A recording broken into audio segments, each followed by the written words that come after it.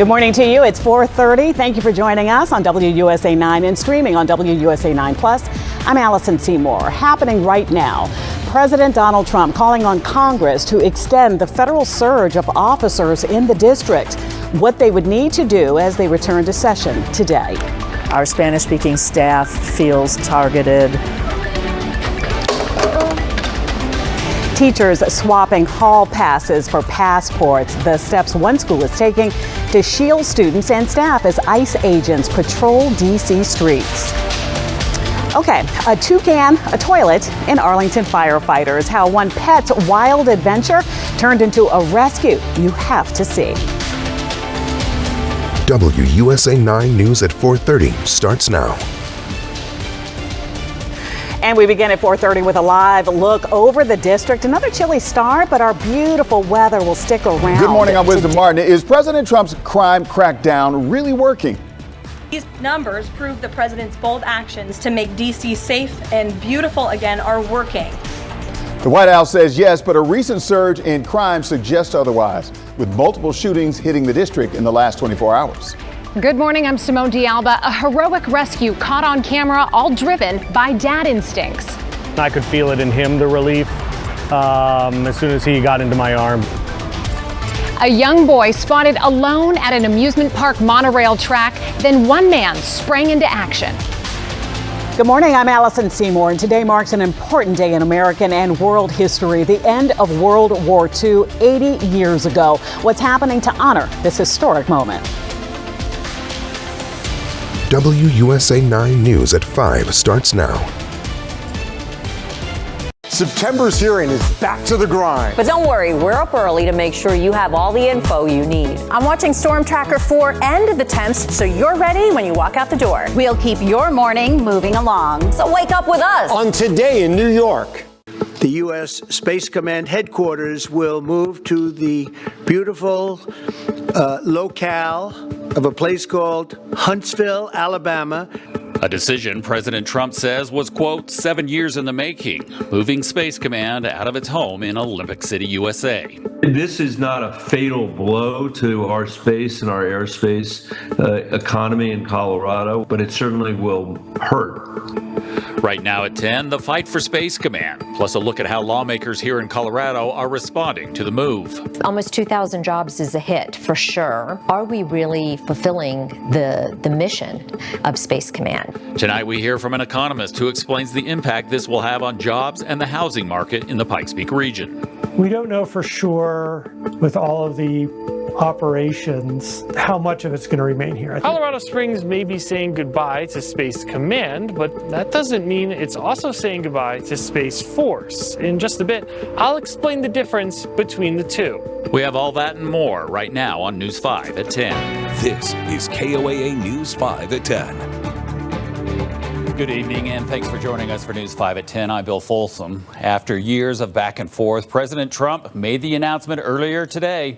He's moving Space Command, reversing former President Joe Biden's decision to keep the headquarters here in southern Colorado. This decision will help America defend and dominate the high frontier, as they call it.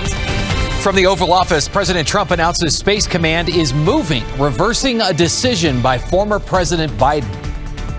This move threatens operational continuity at a time when space-related threats are only increasing.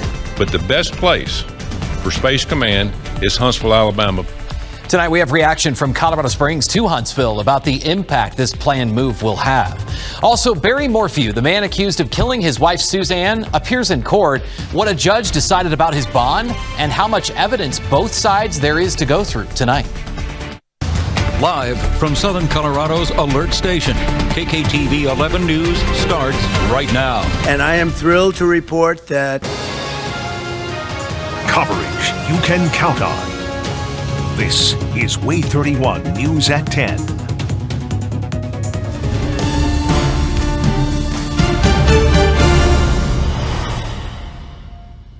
So the future of space exploration and national security is landing here in the Rocket City. Thank you for joining us for Way 31 News at 10. I'm Jim Abbott. We have coverage of everything you need to know about today's announcement. You're watching WAFF 48 News on your side. This is breaking news. Of Alabama, they are great people, work hard, and there's no games, and they're very proud of it. And I would say they fought harder for it than anybody else. Making it clear the fight for U.S. Space Command's permanent location is now over, making Huntsville's Redstone Arsenal the new home for its headquarters. Good evening, I'm Margot Gray. Thanks for watching tonight. That announcement now brings years of uncertainty, planning, and politics to one conclusion, set in motion years ago. Tonight, we'll look at the surge of jobs Space Command will bring to the area, the impact school leaders are already considering, and if our roads can handle thousands more moving to the Rocket City. A storm doesn't have to make landfall to have big local impacts. With team coverage morning, noon, and night, on air, online, and streaming. For the area's first big storm, 10 was on your side.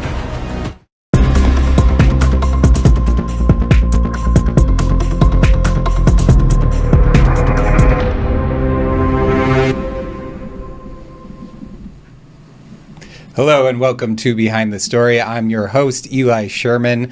I'm joined this week by my co-host, Dan McGowan of the Boston Globe.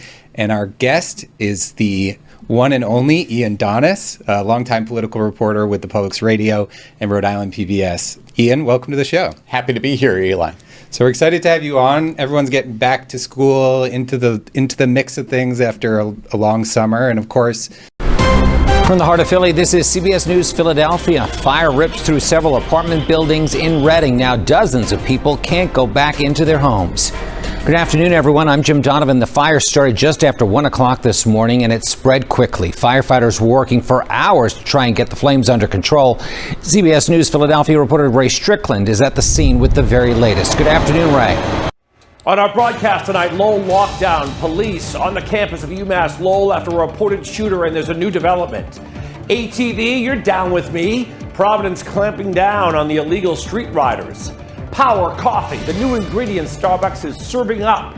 Winner, winner, chicken dinner. You win this Powerball $1 billion jackpot. You can own the whole farm. And next edition, NBC's The Paper already gets a nod for season 2 before the debut. Extra, extra, read all about it at 7. NBC 10 News at 7 starts right now. And first up on the countdown, an hours-long lockdown at the University of Massachusetts Lowell campus is over. We've seen spotty storms the last few days, but more widespread and impactful rainfall is expected for the morning commute tomorrow, making it a first alert weather day. We'll have details coming up in just a few minutes. From the station that's always local, always now, this is Fox 19 Now at 10. New at 10, Hamilton County Common Pleas Court judges and magistrates will meet to vote on closing probation substations in the city. Get connected like never before with WBPI on Facebook. Every morning we're live streaming Club 36 and interacting with you in the comments. You can also tune into our live streams of It's Time to Pray. Tune in 10 minutes early and leave your prayer requests, and we'll pray for them during the show. We'll also keep you up to date with events, photos, and status updates so you can stay more connected than ever before. Be sure to like and follow us at facebook.com/WBPI-TV49. Now on News Channel 6 at 5, the attorney of an accused NSA leaker speaking out. We are live from the jail where that suspect is currently being held. Straight ahead. Also coming up, Team 6 coverage continuing with an Augusta cyber leader and Army veteran talking about the real dangers when classified information is leaked. When people say you have been touched by an angel or you've been in the presence, LaTanya Carwell is it. And LaTanya Carwell's teacher speaks exclusively to News Channel 6, how the educator describes the missing teenager. Your news at 5 starts now. Live from Television Park, this is WJBF News Channel 6 at 5. Good evening, everyone. I'm Jenny Montgomery. Thank you for joining us tonight. We'll get to Brad in just a few moments. Friday nights light up the Wabash Valley. WTWO Sports is right here on the sidelines where it all happens. From the big plays to the moments that matter. Catch all the plays and the pride. The End Zone, Friday nights on WTWO. Good Day Live is your ticket to everything new and exciting in the Wabash Valley. Be the first to get the hottest tips in health, food, and fun with your host, Julie Hendricks. Make the most of your day with Good Day Live.